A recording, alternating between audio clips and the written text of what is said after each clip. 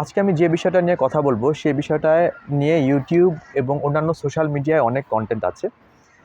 তো সেই কন্টেন্টগুলো আসলে সবই খুব ভালো এবং খুবই কার্যকরী। তবে আমার যেটা মনে হয়েছে যে যদিও এই বিষয়ে অনেক কন্টেন্ট আছে কিন্তু প্র্যাকটিক্যাল ইমপ্লিকেশন নিয়ে কন্টেন্ট একটু কম আছে। আবার ব্যাপারটাকে একটু সিম্পলিফাইড করারও চেষ্টা কম করা হয়েছে। আমার মনে হচ্ছে একটু সিম্পলিফাইড করা যায় এবং আরও প্র্যাকটিক্যাল এক্সাম্পল দিয়ে বলা যায়।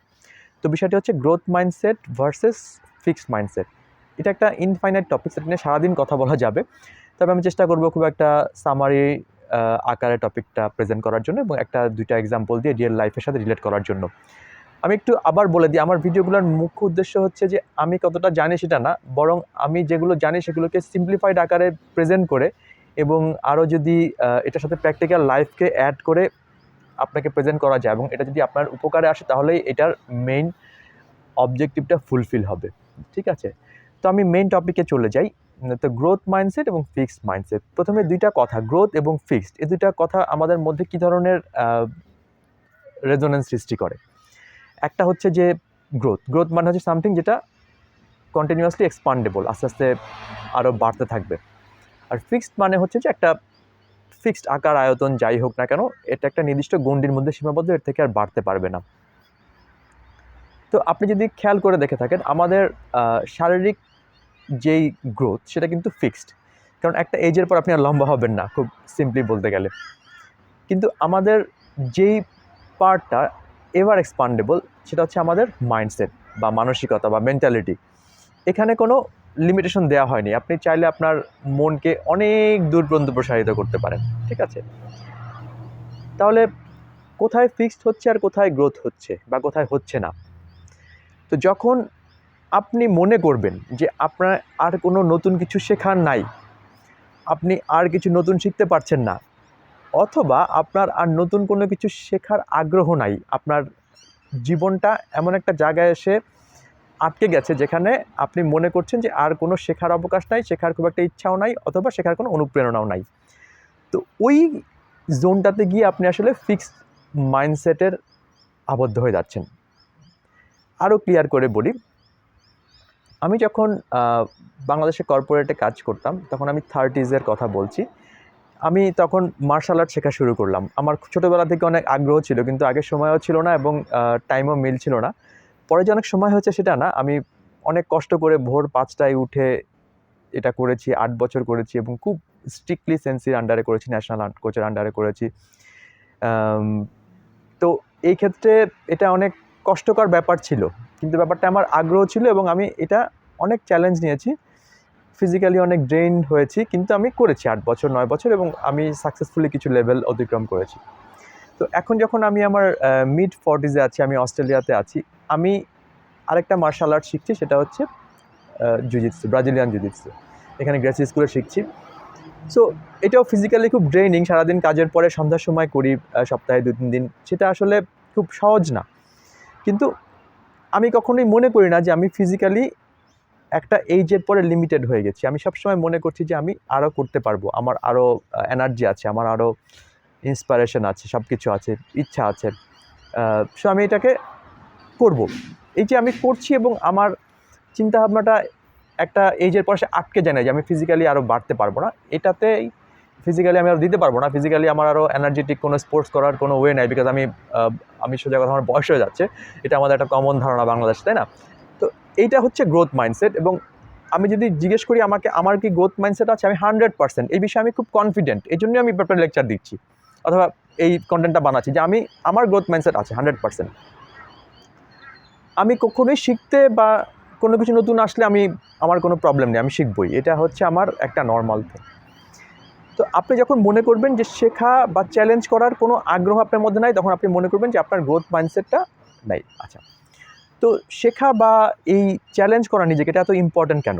এবার আমি স্পেসিফিক 2টা এক্সাম্পল দিব গ্রোথ মাইন্ডসেটের ব্যাপারে, যেটা আপনাকে সহায়তা করবে শুধু সেলসের ব্যাপারে না, আপনার ওভারঅল লাইফে আপনাকে হেল্প করবে এই 2টা ব্যাপার। 2টা খুব কি অ্যাসপেক্ট গ্রোথ মাইন্ডসেটের। একটা হচ্ছে যে নিজেকে কমফোর্ট জোন থেকে বের করে আনা।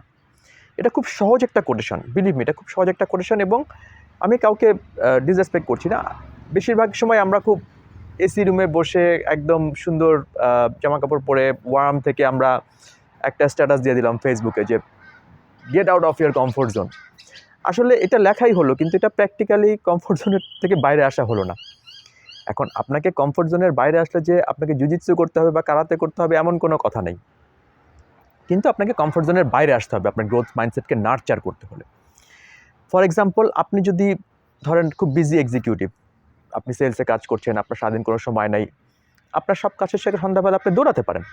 হয়তো আপনি অনেক দিন দৌড়ান নাই, ছোটোবেলা আপনি এক সময় দৌড়েছিলেন, এখন আপনি দৌড়ান নাই অনেক দিন, এবং ওটাই আপনার গ্রোথ মাইন্ডসেটে হেল্প করবে।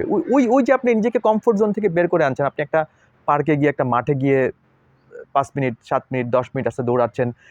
প্রথম দিন যখন দৌড়াচ্ছেন আপনার বডির বিভিন্ন অংশে অনেক ব্যথা হচ্ছে, এবং ব্যথা হওয়ার পরের দিন আপনি ফিরে যাচ্ছেন, আপনি আবার দৌড়াচ্ছেন। এই যে আপনি আপনার কমফোর্ট জোন থেকে বের করে আনছেন। সন্ধ্যাবেলা আপনি হয়তো এক কাপ কফি নিয়ে একটু টেলিভিশন দেখতেন, সেটা না করে আপনি সিদ্ধান্ত নিলেন আপনি দৌড়াবেন, এবং আপনি দৌড়ানো শুরু করলেন। এটা আপনি গ্রোথ মাইন্ডসেটের একটা অ্যাসপেক্টকে আপনি টাচ করছেন। এবং এটাতে আপনার কী লাভ হচ্ছে আসলে? সবচেয়ে বড় যে লাভটা হচ্ছে যে এটার অনেক ধরনের নিউরোলজিক্যাল সাইকোলজিক্যাল ব্যাখ্যা আছে। নিউরোপ্লাস্টিসিটি বলে যে আপনি যদি আপনার কে চ্যালেঞ্জ করেন তাহলে নিউরোপ্লাস্টিসিটি বাড়ে, আপনার ব্রেইনের নিউরন নতুন করে জন্ম লাভ করে, আরও নতুন নিউরন অ্যাড হয়, এতে আপনাকে আপনার চিন্তাশক্তি বাড়ে। আমি অত থিওরিতে যাচ্ছি না, আমি সহজ করে বলার চেষ্টা করছি। যখন আপনি নিজেকে এই ডিসকমফোর্ট জোনে আনবেন, আপনার মধ্যে যে অ্যানসিয়েন্ট সার্ভাইভাল একটা ব্যাপার ছিল। একসময় তো মানুষ শিকার করতো, মানুষের তো এসি রুম ছিল না, মানুষের ফ্রিজে খাবার রাখার জায়গা ছিল না, মানুষ একসময় যেত শিকার করতো, সে জানতো না সে শিকার পাবে কিনা, সে একটা সার্ভাইভাল মোডে সবসময় চলতো। ওইটা আমাদের জিনের মধ্যে কিন্তু সবসময় আছে, এটা কিন্তু কখনো চলে যায়নি আমাদের। সো ওই যে আপনি একটু সার্ভাইভাল মুডে গেলেন, আপনি নিজেকে সার্ভাইভ করানোর যে আপনি দৌড়াচ্ছেন, হাঁপাচ্ছেন, আবার দৌড়াচ্ছেন, এটা আপনাকে আপনার চিন্তা শক্তিকে প্রসারিত করতে সহায়তা, এটা শুধু ফিজিক্যাল না, এটা আপনার চিন্তা শক্তিকে প্রসারিত করতে সহায়তা করবে, এবং আপনি আরও বেশি নতুন করে চ্যালেঞ্জ দিতে পারবেন। সো আপনি যখন ফিজিক্যালি অনেক বেশি চ্যালেঞ্জ দিচ্ছেন, কালকে যখন একটা কাস্টমার আপনাকে ধমক মারবে, একটা কাস্টমার আপনার সাথে কোনো একটা রূপ বিহেভিয়ার করবে, আপনি সহজে ডিসকারেজ হবেন না। আপনার মধ্যে একটা কী বলে, একটা সাহস এবং একটা নতুন একটা অনুপ্রেরণা সবসময় থাকবে যে আপনি এটা ফেস করতে পারবেন। বা আপনাকে কঠিন সেলস টার্গেট দেওয়া হচ্ছে, আপনি পারবেন কি পারবেন না আপনি জানেন না, আপনি অনেক দুশ্চিন্তা করছেন এটা নিয়ে।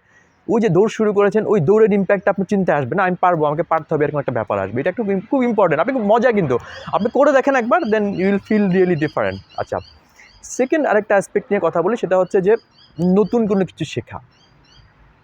এটা আবার বলি যে আপনাকে মার্শাল আর্ট করতে হবে, কষ্ট করতে হবে, এরকম কিছু না। ধরুন আপনি ছোটোবেলার সময় দাবা খেলতেন, এখন অনেক দাবা খেলা ভুলে গেছেন, শুরু করেন আবার দাবা খেলা শুরু করেন, আপনার ফ্রেন্ডের সাথে খেলেন, অনলাইনে গিয়ে খেলেন। এই যে আপনি একটা নতুন আবার শুরু করলেন, এবং দাবার নতুন কী ধরনের চাল আছে, নতুন কী ওপেনিংস আছে, এই ওপেনিংগুলো শিখলেন, নতুন ধরনের ওপেনিংস আসছে, এই চ্যাম্পিয়নশিপ এটা হয়েছে, একটু করলেন, এটা আপনাকে হেল্প করবে। অথবা আপনার সারা জীবন অনেক ইচ্ছা ছিল আপনি একটা পিয়ানো বাজানো শিখবেন, অথবা কিবোর্ড বাজানো শিখবেন, গিটার বাজানো শিখবেন, করেন না, একটা নিয়ে আপনাকে কেউ এটা নিয়ে আপনার not necessary you need to upload it in the Facebook or anywhere, আপনাকে ছবি দিয়ে খুব একটা ঢাকঢোল পিটাতে হবে না, নিজেরকে গুছিয়ে রেখে আপনি একটা জায়গায় এসে এটা শেখা শুরু করেন, ইউটিউব থেকে শেখা শুরু করেন, আপনি যেতে হবে না কোথাও, ইউটিউবে অনেক ফ্রি লেসন আছে। তো এটা আবার ফিজিক্যাল পেশা, এটা কি হচ্ছে, নতুন একটা জিনিস শিখে আমাকে মেন্টালি একটা অন্যদিকে আমার মাইন্ডটাকে ডাইভার্ট করছে, একটা চ্যালেঞ্জ দিচ্ছি মেন্টালি। আমি গিটার পারতাম না, আমি চেষ্টা করছি শেখার, আমি কিবোর্ড পারতাম, আমি চেষ্টা করছি শেখার। সো এই যে আমি মেন্টালি নিজেকে প্রেশার দিচ্ছি, এটাও একটা ফিজিক্যাল প্রেশারের মতোই কাজ করছে আমার মাইন্ডের উপরে। যে আমি যখন দৌড়ালে যখন আমি আটকে যাচ্ছি, তেমন মাইন্ড আবার একটা নতুন জিনিস শিখছে, মাইন্ডটা এক্সপান্ড হওয়ার চেষ্টা করছে। একটা ইলাস্টিককে কি আপনি যখন পুল করেন তখন এটা এক্সপান্ড হয়, তাই না? তো বোঝা গেল যে আপনি দুইটা অ্যাসপেক্ট খুবই ইম্পর্টেন্ট গ্রোথ মাইন্ডসেটের ক্ষেত্রে। আমি এই গ্রোথ মাইন্ডসেট নিয়ে আরও অনেকগুলো ভিডিও করবো, এবং একটা করে আপনাকে আমি বোঝানোর চেষ্টা করবো যে কীভাবে এগুলো হেল্প করে। আপনার এই যে আপনি একটা নতুন মিউজিক শিখছেন বা কিছু শিখছেন, এটা করে আপনার যখন আপনি কোনো নতুন ধরনের সেলস টেকনিক শিখবেন, সেলস কমিউনিকেশন শিখবেন, তখন আপনার মধ্যে নতুন অনুপ্রেরণা আসবে। আপনি চেষ্টা করবেন নতুন কিছুকে আরও এমব্রেস করার, নতুন কিছুকে আরও বেশি করে শেখার। তো এই দুটো অ্যাসপেক্টের নিয়ে আমি ডিসকাস করলাম, এবং আমি যেটা অনুরোধ করবো, আপনার ভিডিওটা শুধু শুনেন, আপনি এটা অ্যাপ্লাই করেন কালকে থেকেই, অথবা এই যে নেক্সট আওয়ার থেকে অ্যাপ্লাই করেন। Be a very action oriented man, এটা একটা গ্রোথ মাইন্ডসেটের অ্যাসপেক্ট। যে ঠিক আছে, আমি দৌড়াই না, আজকে থেকে দৌড় শুরু। দৌড়ানোতে তো কোনো জিমে যেতে হয় না, কোনো কিছু লাগে না, probably need a good shoe, right, or Keds, and then you run, or you learn something new in online. It could be a chess playing or a new puzzle solved or a new music instrument something, এই দুটা অ্যাসপেক্টকে যদি আপনি at least focus করেন এবং আপনি যদি apply করেন লাইফে, তখন আপনি যদি কনসিস্টেন্টলি 3 মাসের মতো করেন, আমি বলবো না 3 সপ্তাহ, অনেক জায়গায় বলা হয়েছে, আমি এটা বিশ্বাস করি না, অ্যাটলিস্ট 3 মান্থস যদি আপনি সপ্তাহে 6 দিন করেও করেন, আপনি আপনার নিজের চেঞ্জটা ফিল করতে পারবেন for sure 100%। This one I can guarantee যে হ্যাঁ, আপনি যদি 3 মাস এই ধরনের কোনো নতুন হ্যাবিটে যান এবং প্র্যাকটিস করেন, আপনি আলটিমেটলি নিজের চেঞ্জটা ফিল করতে পারবেন। কারণ মানুষের জন্মই হচ্ছে চ্যালেঞ্জ নেওয়ার জন্য। চ্যালেঞ্জ নিতে পারলে কিন্তু মানুষ সভ্যতায় এই পর্যন্ত আসতো না, তাই না? এত দূর কষ্ট করে মানুষের তো প্রথম যখন কেভম্যান ছিলাম, তখন তো আমাদের মেডিকেল ছিল না, খাদ্য সংরক্ষণ ছিল না, মানুষ কিন্তু নিশ্চিহ্ন হয়ে যায় না। এই ধরনের প্রতিকূলতা, ওয়েদার প্রতিকূলতা, রোগ শোক, বাধা সব কিছু ফেস করেই কিন্তু মানুষ এই পর্যন্ত আসছে। তো মানুষের সার্ভাইভাল যে ইনস্টিংক্টটা, যে ফাইটিং ইনস্টিংক্টটা সবসময় আমাদের জিনের মধ্যে আছে। আপনি যদি একটু বের করে আনেন, তাহলে দেখবেন যে এটা আপনার কত বেনিফিট হয়, আপনি নিজেই বুঝতে পারবেন। So thank you very much শোনার জন্য। প্লিজ নেক্সট আওয়ার থেকে প্র্যাকটিস করুন, আপনি এটা তো লাভ হবে, শুধু লেকচার শুনলে কোনো লাভ হবে না। Thank you very much. যদি আপনার ভালো লাগে ভিডিওটা লাইক দিতে পারেন, I will be very happy, and hopefully আপনি আমার নেক্সট ভিডিও দেখবেন। Thank you.